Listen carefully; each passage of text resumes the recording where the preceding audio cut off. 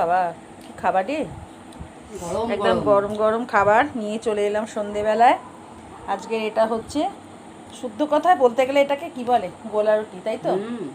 এটা ডিম দিয়ে বানানো হয়েছে, ময়দা দিয়ে ডিম দিয়ে। গাজর আছে, আলু আছে, পেঁয়াজ আছে, কাঁচা লঙ্কা আছে, ধনেপাতা নেই, না একটু ডিম ফাটিয়ে দিয়েছি। সব কিছু মিশিয়ে এটা করা হয়েছে। খেতে খুব ভালো লাগে, আমি এটা ভীষণ ভালো খাই। চাট মশলা দেওয়া আছে, চাট মশলা দিয়েছি। চাট মশলা, তা নাহলে আমচুর পাউডার একটু দিলে আরও ভালো লাগে। সব কিছু টক হয়, ভালো লাগে, খেতে ভালো লাগে। যাক, সন্ধেবেলাটা খাই, রাতে তো আজকে কোনো খাবার আছে। এই যে আমাদের বধুরানী খাচ্ছে, গরম গরম আমি খাচ্ছি। এই যে বাড়িতে রয়েছি, খাচ্ছি। এই যে খাচ্ছে আর একজন। ভালো লাগছে, ওই বানিয়েছে।